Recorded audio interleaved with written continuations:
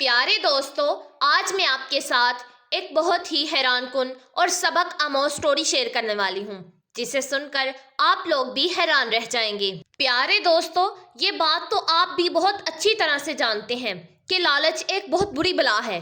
प्यारे दोस्तों, ये कहानी बहुत ही मज़ेदार होने वाली है, लिहाजा मेरी आपसे गुजारिश है कि प्लीज़ इस वीडियो को मुकम्मल तौर पर समझने के लिए हमारी इस वीडियो को एंड तक लाजमी देखिएगा।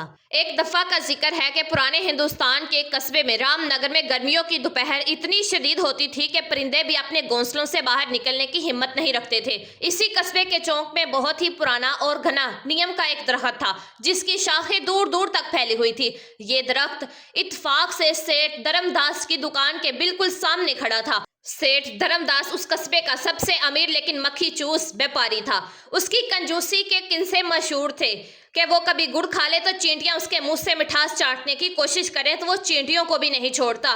वो अपनी दुकान के ठरे पर बैठा हर वक्त वही खातों में उलझा रहता और आने जाने वालों को हकारत की नजर से देखता। एक रोज दोपहर के वक्त सूरज आग बरसा रहा था। गर्मियों की शिद्दत से जमीन जैसे तप रही थी। इसी वक्त एक ज़ईफ किसान चाचा करीम बख्श सर पर बाड़ी गठरी उठाए हुए चौक से गुजरा। चाचा करीम बख्श लहाए से सादा और गरीब इंसान था, जिसने सारी जिंदगी मेहनत मजदूरी में गुजार दी थी। गर्मियों और बोझ की वजह से उसका सांस फूल रहा था और टांगे कांप रही थी।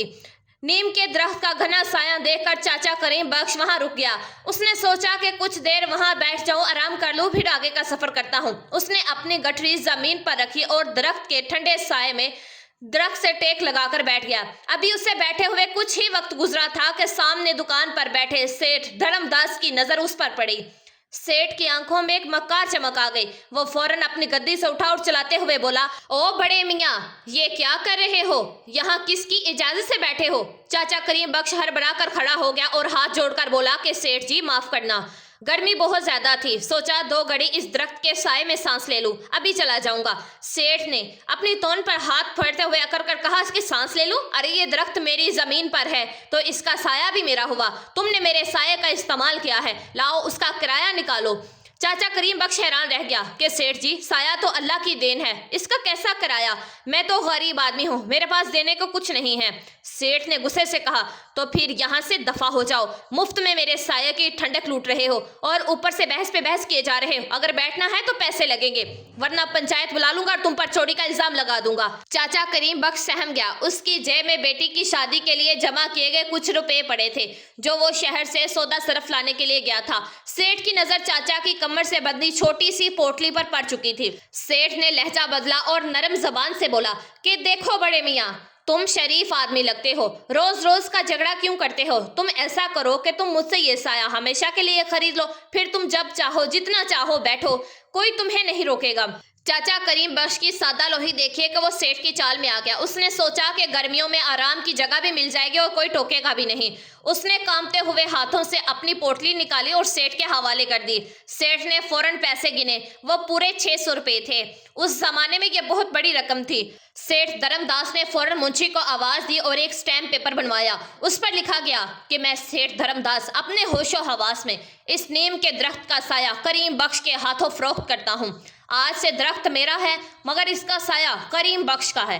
नीचे दोनों ने अपने अंगूठे लगाए। सेठ दिल ही दिल में हंस रहा था कि कैसे बेवकूफ बुड्ढा मिला है, मुफ्त की चीज के बदले जिंदगी भर की कमाई दे गया। चाचा करीम बख्श कागज का टुकड़ा लेकर मुतमईन होकर घर चला गया। जब वो घर पहुंचा तो उसका जवान बेटा आसिफ खेतों से वापस आया। आसिफ अपने बाप की तरह सादा नहीं था, बल्कि वो गांव का सबसे ज़हीन और हाजिर दिमाग नौजवान था। जब चाचा करीम बख्श ने उसे बताया कि उसने सेठ से साया खरीद लिया है और वो कागज दिखाया, तो आसिफ ने अपना सर पीट लिया कि अब्बा जान, ये आपने क्या किया? वो सेठ आपको लूट गया, साये का भी भला कोई सौदा होता है? चाचा करीम बख्श की आंखों में आंसू आ गए। बेटा, वो पंचायत की धमकी दे रहा था, मैं डर गया था। आसिफ ने बाप के आंसू देखे तो उसका खून खुलने लगा, लेकिन फिर उसने कागज को गौर से पढ़ा। अचानक से उसके चेहरे पर एक मुस्कुराहट सी फैल गई। उसकी आंखों में वही चमक थी जो शिकारी की आंखों में शिकार को देखकर होती है। उसने कागज को तय करके अपनी जेब में रखा और बोला कि अब्बा जान, आप परेशान मत हो, सेठ ने आपको साया बेचा है ना, अब ये साया उस सेठ की नाक में दम करेगा, आप बस देखते रहें। अगली सुबह आसिफ सवेरे सवेरे उठा और सीधा सेठ धर्मदास की दुकान के सामने पहुंच गया। सूरज निकल रहा था और और दरख्त का लंबा सा साया सीधा सेठ की दुकान के थड़े और उसकी गद्दी तक जा रहा था। आसिफ ने इत्मीनान से जूते उतारे और जाकर एन सेठ की गद्दी के पास जहां साया पड़ रहा था वहां चौकड़ी मारकर बैठ गया। थोड़ी देर बाद सेठ धर्मदास दुकान पर आया। उसने देखा कि कल वाले बुड्ढे का लड़का उसकी जगह पर बैठा है। सेठ गुस्से से चिल्लाया कि अरे ओ छोकरे, यहाँ क्यों बैठा है? उठ यहाँ से, मेरी दुकान के आगे क्यों डेरा जमाए बैठे, हटो यहाँ से। आसिफ ने बड़े ही सुकून से सर उठाया और बोला कि सेठ जी जरा तमीज से बात कीजिए, मैं आपकी दुकान पर नहीं बैठा, मैं अपने साए पर बैठा हूँ। सेठ हक्का बक्का रह गया कि क्या बकवास है, ये मेरी दुकान का थड़ा है। आसिफ ने जेब से वो स्टाम्प पेपर निकाला और लहराते हुए निकाला कि पढ़िए इसे गौर से, इसमें लिखा है कि दरख्त का साया मेरे अब्बा करीम बख्श की मलकियत है और चूंकि अब्बा ने ये साया मुझे तोहफे में दे दिया है इसलिए अब ये मेरी जगह है। इस वक्त साया आपकी दुकान के थड़े पर है, लिहाजा कानूनी तौर पर यह जगह मेरी हुई। सेठ का मुंह खुले का खुला रह गया। उसने जिंदगी में कई चालाकियां की थी लेकिन ऐसी हैरान कुन चालाकी कभी नहीं सुनी थी। उसने झुंझला कर कहा कि अरे बेवकूफ लड़के, मैंने साया बेचा था, दुकान नहीं, उठो जहां से वरना डंडे पड़ेंगे। आसिफ मुस्कुराया और वहीं लेट गया। सेठ जी सौदा तो सौदा होता है, आपने साया बेचा है, अब साया जहां जहां जाएगा मेरा हक वहां वहां जाएगा। अगर आपको तकलीफ है तो अपनी दुकान हटा लीजिए, मैं अपना साया नहीं हटाऊंगा। बाजार के कुछ लोग जमा हो गए। जब उन्होंने माजरा सुना तो सब सेठ की ही तहरीर पढ़कर मुस्कुराने लगे। सेठ बुरी तरह से फंस चुका था। लोग कहने लगे कि सेठ जी बात तो लड़के की बिल्कुल ठीक है, कागज पर आपका अंगूठा है। सेठ खून के घूंट पीकर रह गया। उसने सोचा कि सूरज जलेगा तो साया खुद ही हट जाएगा, तब देखूंगा इसे, और बरबराता हुआ दुकान के अंदर जाकर बैठ गया। लेकिन उसे ये अंदाजा नहीं था कि ये सिर्फ शुरुआत थी। जैसे जैसे सूरज मगरिब की तरफ सरकने लगा दरख्त का साया भी घूमने लगा। दोपहर के वक्त साया दुकान के ठरे से हटकर सेक के रखे हुए मसालों की बोरियों पर आ गया। आसिफ फौरन उठा और जाकर हल्दी और मिर्चों की बोरियों के ऊपर चढ़कर बैठ गया। सेठ जी का अरे लड़के क्या कर रहे हो, मेरी बोरियां फट जाएंगी। आसिफ ने मासूमियत से कहा कि क्या करूं सेठ जी, मेरा साया अब इन बोरियों पर आ गया है, मुझे तो अपने साए में ही रहना है, आप अपनी बोरियां हटा लीजिए वरना मैं तो यहीं बैठूंगा। सेठ ने दांत पीसते हुए अपने नौकरों से कहा कि बोरियां हटाओ यहाँ से। उसका सारा कारोबार दरहम बरहम हो रहा था। ग्राहक तमाशा देख रहे थे और सेठ ग्राहकों को भुगता नहीं पा रहा था। लेकिन असल क़यामत तो अभी आनी बाकी थी। शाम होने को थी और साया लंबा होता हुआ सेठ के घर के सहन की तरफ बढ़ रहा था जो दुकान के बिल्कुल ऐन पीछे थी। सेठ धर्मदास का घर उसकी इज्जत और पर्दा था जहां किसी गैर मर्द को जाने की इजाजत नहीं थी। आसिफ की नजरें साए के साथ साथ सेठ के घर के मरकजी दरवाजे की तरफ उठी और उसने अपनी मूंछों को ताव दिया। सेठ ने आसिफ की नजरों का पीछा किया और उसके चेहरे का रंग हक्का बक्का रह गया। उसने कांपते हुए सोचा अगर ये साया मेरे घर के अंदर चला गया तो शाम का धुंधला फैलने लगा था और सूरज की नारंगी शुआएं अब आखिरी हिचकी ले रही थी। नीम के दरख्त का साया जो पहले बाजार तक महदूद था आज घर की तरफ रेंगता हुआ सेठ धर्मदास की ऊंची हवेली के मरकजी दरवाजे से अंदर दाखिल हो चुका था। सेठ धर्मदास ने जब देखा कि साया उसकी दहलीज पार कर रहा है तो उसके हाथों के टोटे उठ गए। वो भागकर दरवाजे के बीचों बीच खड़ा हो गया और दोनों हाथ फैलाकर चीखा कि रुक जाओ ऐ लड़के, खबरदार जो तुम मेरे घर के अंदर कदम रखा, ये मेरा घर है, कोई सराय नहीं। आसिफ वहीं रुक गया लेकिन उसके चेहरे पर इत्मीनान था। उसने अपनी जेब से वो स्टाम्प पेपर निकाला और बड़ी ही संजीदगी से बोला कि सेठ जी मैं कब कह रहा हूँ कि ये घर मेरा है, लेकिन जरा गौर से पढ़िए, मेरे अब्बा का खरीदा हुआ साया अब आपके आंगन में दाखिल हो चुका है। कागज में साफ लिखा है कि साए का मालिक करीम बख्श और उसकी औलाद है और जहाँ साया होगा वहाँ उसका मालिक होगा। अगर आप मुझे रोकेंगे तो ये मुआहदे के खिलाफ वर्जी होगी और मैं सीधा कोतवाल के पास जाऊंगा। कोतवाल का नाम सुनकर सेठ का रंग हक्का बक्का रह गया। वो जानता था कि कागजात पक्के हैं और कोतवाल पहले ही सेठ की कंजूसी से हार खाता है, मौका मिलते ही वो भारी जुर्माना ठोक देगा। सेठ ने बेबसी से दांत पीसे और एक तरफ हट गया। आसिफ मुस्कुराता हुआ जूतों समेत सेठ के संगे मरमल के महल में दाखिल हुआ। सहन में सेठ के आरामदेह कुर्सी और एक छोटी सी मेज रखी थी जिस पर शाम की चाय और गरम गरम समोसे पकोड़े रखे हुए थे। इत्तेफाक से दरख्त की एक मोटी शाख का साया सीधा उस कुर्सी और मेज पर पड़ रहा था। आसिफ ने आओ देखा न ताओ देखा, सीधा जाकर सेठ की महमली कुर्सी पर राजमार हो गया। उसने मेज पर रखे हुए समोसे पकोड़ों की प्लेट अपनी तरफ खिसका ली और एक समोसा मुंह में डालते हुए बोला कि वाह सेठ जी, आपके घर के समोसे तो बहुत ही लाजवाब हैं। मैं तो थक गया था, शुक्र है मेरे साये ने मुझे आराम की जगह दे दी। सेठ धर्मदास का दिल चाहा कि वो अपना सर दीवार से टकरा ले। वो पकोड़े और समोसे उसने अपने लिए बनवाए थे और अब ये देहाती लड़का उसके सामने बैठकर मजे मजे लेकर खा रहा है। सेठ की बीवी जो ऊपर की खिड़की से ये सारा तमाशा देख रही थी, उसने जोर से खिड़की बंद की और अंदर से सेठ को कोसने लगी कि किस मुसीबत को घर ले आए हो। सेठ ने मिनमनाते हुए कहा कि बेटा तुमने साया खरीदा था ना, अब साया यहाँ आ गया है, तुम बैठ के ठीक है, लेकिन ये पकोड़े और समोसे और चाय ये तो इसका हिस्सा नहीं है, ये क्यों खा रहे हो? आसिफ ने चाय की चुस्की ली और मासूमियत से बोला कि सेठ जी आप भी कमाल करते हैं। अब जब मैं अपने साये की हिफाजत के लिए यहाँ बैठा हूँ तो मेहमान नवाजी तो करना आपका फर्ज बनता है, और वैसे भी ये पकोड़े और समोसे मेरे साये के नीचे रखे हुए हैं तो एक तरफ से ये मेरे साये की पनाह में आ गए थे। मैंने सोचा कि ठंडे ना हो जाएं तो खा लेता हूँ। सेठ खून के घूंट पी कर रह गया था। वो सहन में इधर उधर टहलने लगा और बार बार आसमान की तरफ देखता कि कब सूरज गारूब हो और ये मनहूस साया यहाँ से खत्म हो ताकि इस लड़के से जान छूटे। आखिरकार सूरज डूब गया। मगरिब की सिमत सुर्खी माइल स्याही में बदल गया। दरख्त का साया जो शहर में फैला हुआ था आहिस्ता आहिस्ता मद्धम पड़ने लगा और फिर अंधेरे में कहीं गुम हो गया। सेठ की जान में जान आई। उसने एक लंबा सा सांस लिया और आखिरकार आसिफ के पास आया और जो अब भी कुर्सी पर जमा हुआ बैठा था कि हाँ भाई नौजवान। सेठ ने तंजिया हंसी हंसते हुए कहा कि अब तो सूरज डूब गया है, साया खत्म हो गया है, अब तुम्हारी मलकियत का नामो निशान भी नहीं रहा। चलो शाबाश, अब निकलो मेरे घर से, वरना अब मैं धक्के देकर तुम्हें बाहर निकालूंगा। आसिफ ने भरे ही इत्मीनान से प्लेट में बचा हुआ आखिरी समोसा खाया, उंगलियां चाटी और फिर आसमान की तरफ देखा। सेठ जी आपने शायद गौर नहीं किया, मुआहदे में कहीं नहीं लिखा कि साया सिर्फ सूरज का होगा। सेठ चौंका कि क्या मतलब? आसिफ ने अपनी बगल में दबाई हुई एक पुरानी लालटन निकाली, जेब से माचिस निकाली और इत्मीनान से लालटन जला दी। फिर वो उठा और सहन में लगे हुए नीम के दरख्त के उस शाख के साथ लालटन लटका दी जो सीधी सेठ के ख्वाबगाह बेडरूम की खिड़की के सामने थी। जैसे ही लालटन जली, रोशनी के मुखालिफ सिमत में दरख्त का एक नया गहरा और लंबा सा साया पैदा हुआ और सेठ की बदकिस्मती देखिए कि ये साया सीधा उसके बेडरूम के दरवाजे और अंदर बिछे बिस्तर पर जा पड़ा। आसिफ ने हाथ जरा और मुस्कुराते हुए बोला कि लीजिए सेठ जी, साया फिर से नमूदार हो गया और अब ये साया सीधा आपके आराम करने के कमरे में है।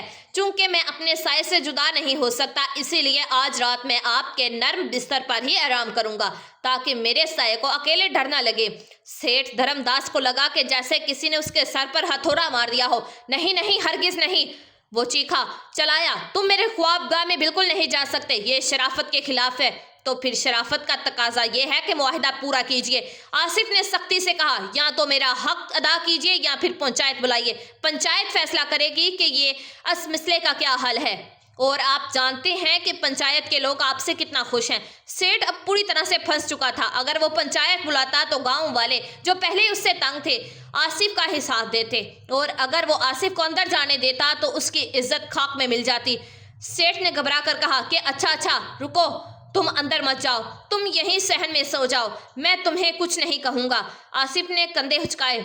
जैसे आपकी मर्जी सेठ जी, लेकिन शर्त यह है कि रात का खाना भी यहीं आएगा और बिस्तर भी यहीं लगेगा, और हाँ मच्छर बहुत है, पंखा भी चला दीजिएगा। सेठ ने दिल पर पत्थर रखकर हाँ भी भर ली। उस रात सेठ धर्मदास अपने ही घर में कैदियों की तरह पूरी रात जागता रहा, जबकि आसिफ उसके सहन में मजे से खराटे लेकर सो रहा था। सेठ की बीवी ने अंदर से सेठ को खूब खड़ी खड़ी सुनाई कि तुम्हारी कंजूसी ने आज हमें सड़क के फकीर के हाथों जलील करवा दिया। सारी रात सेठ करवतें बदलता रहा और सोच में डूबा रहा कि कैसे इस मुसीबत से जान छुड़वाई जाए।